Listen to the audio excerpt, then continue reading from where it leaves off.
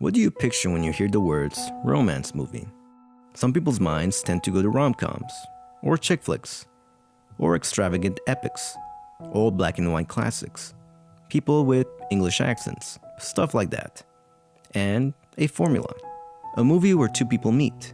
Well, it could be anywhere, the setting doesn't matter, nor does the time period. This could be in space as well as underwater. Hell, they don't even need to be human. Anyway, they have a meet cute.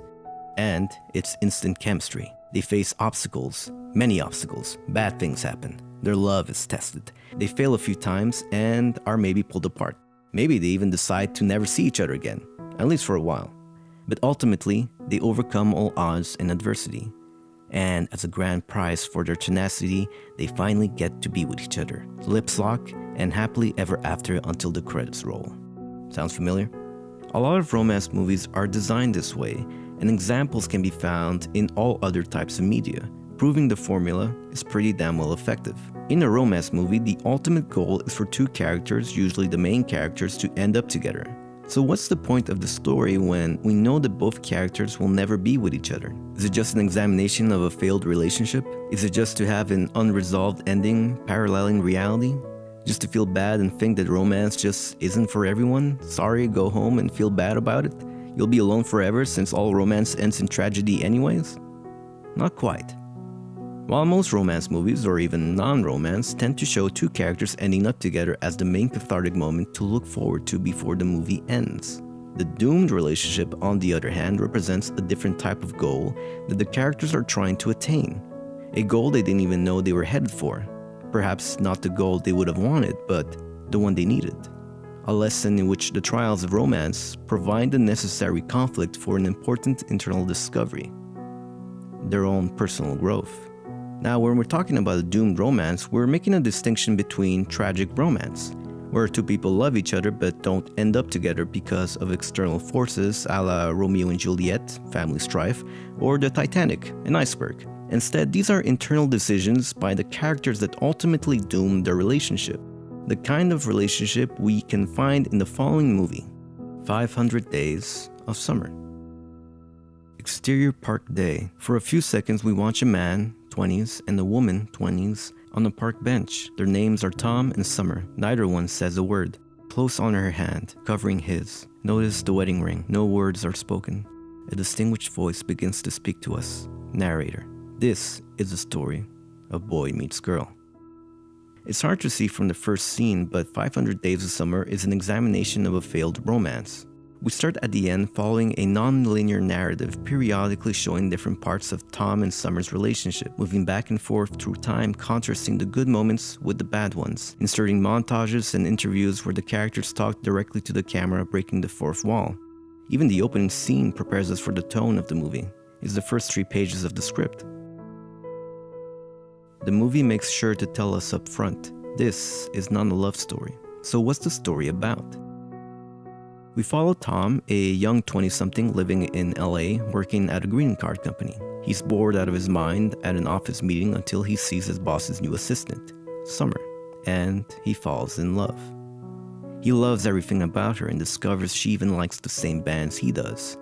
He takes this shared interest as one of the many strong signs of her, perhaps / definitely, being the one. The main character has a core belief that the narrator frames right from the start. He used to believe he would never truly be happy until he had met the one. He actively pursues her and finally gets the chance to talk to her outside of an office setting.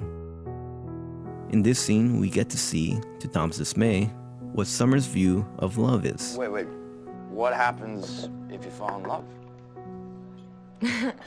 What? Well, you don't believe that, do you? It's love, it's not Santa Claus. Here we have Tom and Summer presenting their mismatched points of view. Tom is a romantic. He believes in love, he believes in fate, destiny, and the notion of the one. Summer, on the other hand, is the embodied rebuttal of his rosy take on love. She even starts challenging his ideals. Well, what does that word even mean? I've been in relationships and I don't think I've ever seen it. Well, maybe that's... And most marriages end in divorce these days. Like my parents.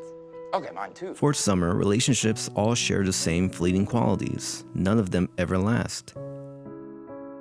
Feelings change, emotions get hurt, and things get messy. For her, relationships have, up until now, mainly been flings, as her name denotes. So why go through all of that trouble or heartache when you can enjoy being single and work on yourself as an individual? There's no such thing as love, it's fantasy. Well, I think you're wrong. Okay, well, what is it that I'm missing then? I think you know when you feel it. I guess we can just agree to disagree.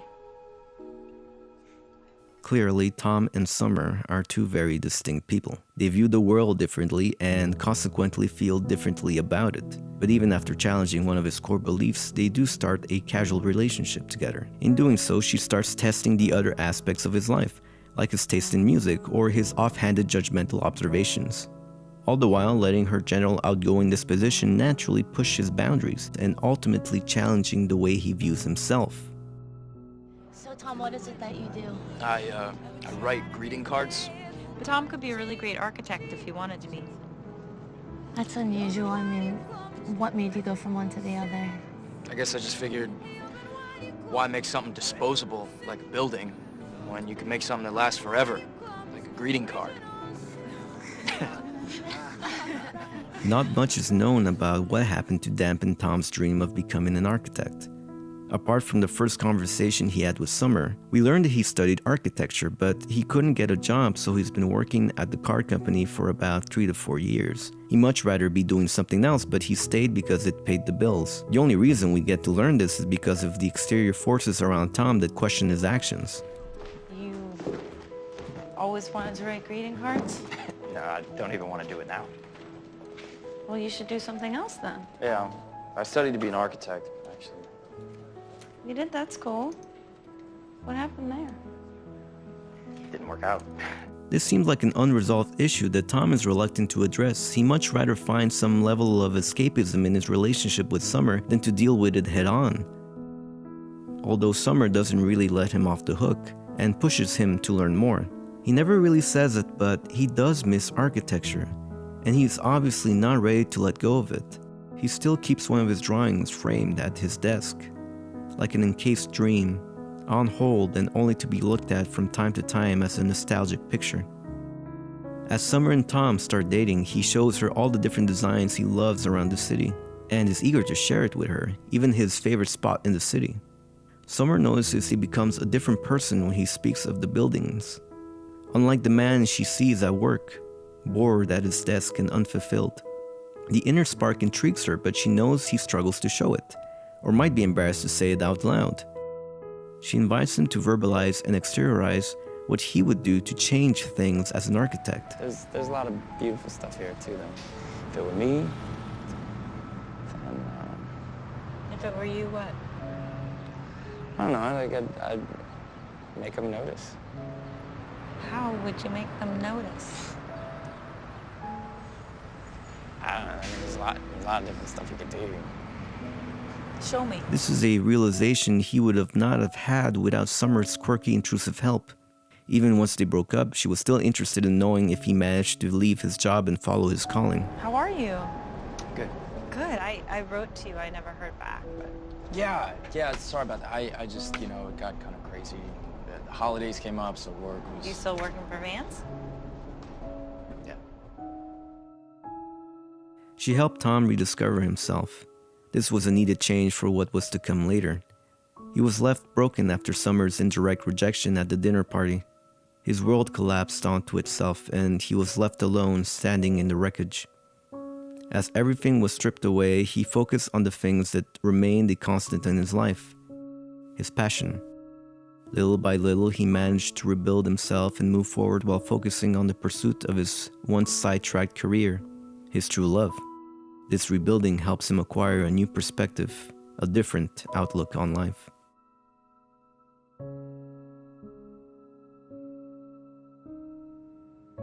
It's these cards. The movies and the pop songs, they're to blame for all the lies. And the heartache, everything. And we're responsible. I'm responsible. People should be able to say how they feel. How they really feel, not, some words that some strangers put in their mouths. Words like love. That don't mean anything. I quit. There's enough bullshit in the world without my help. The lasting aftertaste of heartbreak has left a newfound sense of clarity inside of Tom, with a hint of cynicism.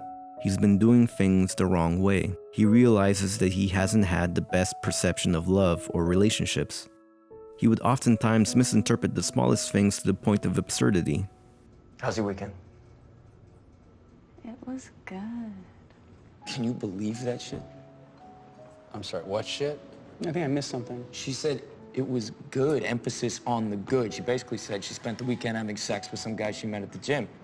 Skank, whatever. I'm over it. What the hell is wrong with you?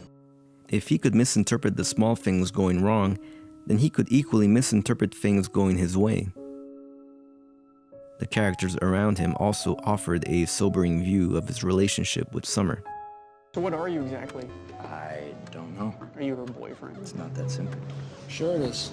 What, like, are we going steady? Come on, guys, you know, we're adults. We know how we feel.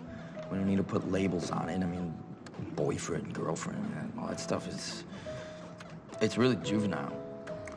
Just because some cute girl likes the same bizarro crap you do, that doesn't make her your soulmate, Tom. What do you mean? What really struck a chord with him is his sister, asking him to look back at his relationship under a different lens. Look, I know you think that she was the one, but I don't.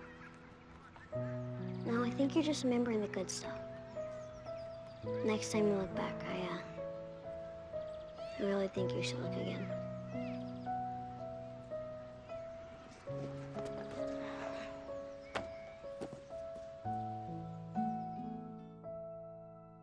As the montage strays away from the happy vignettes in the relationship, he starts focusing on the warning signs, the red flags, the things he didn't catch at first glance, or didn't want to. The things that show that it was never really perfect. He only chose to see it that way.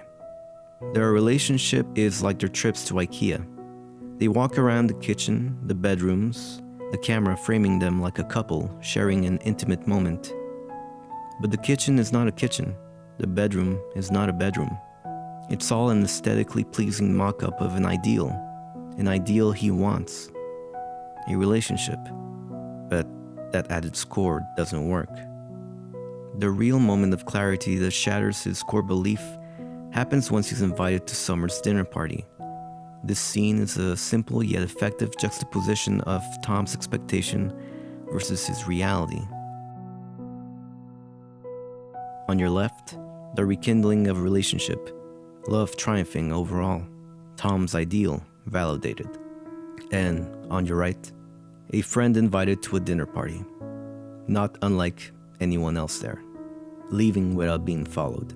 The encapsulation of how sometimes we can create a beautiful false expectation that reality fails to live up to.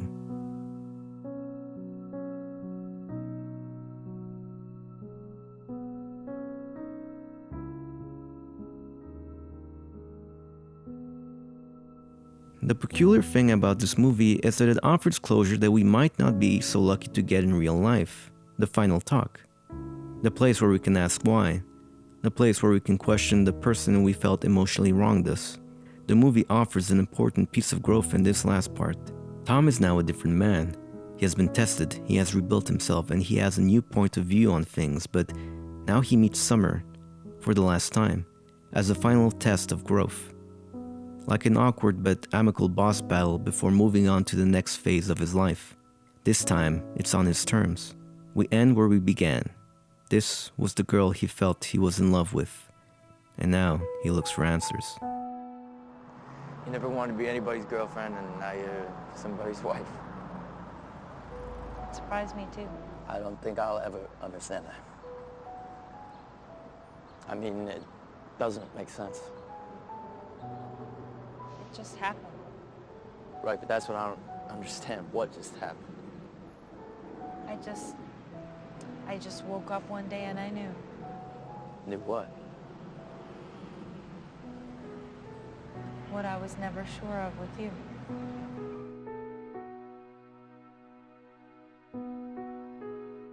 This story isn't about the one, but the one you learn from. The one that teaches you something important about yourself, whether you like it or not, what things you need to leave behind or improve on, and what things are actually important to you to keep moving forward. What to look for the next time, because there will be a next time. The one that offers growth from a painful learning experience in the process of adulthood. You know what sucks? Realizing that everything you believe in is complete and utter bullshit sucks. What do you mean? Destiny and soulmates, true love, and all that childhood fairy tale nonsense. You were right. I should have listened to you. No. Yeah, what are you smiling at? Oh. What? What are you looking at me like that for? But growth, in this case, is a two-way street. It was meant to be. And I just kept thinking, Tom was right. No. Yeah, I did. I did.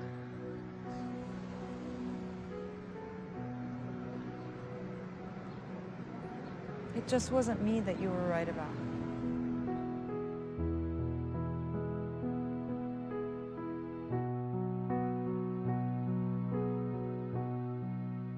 He was looking for the one, but instead he found someone.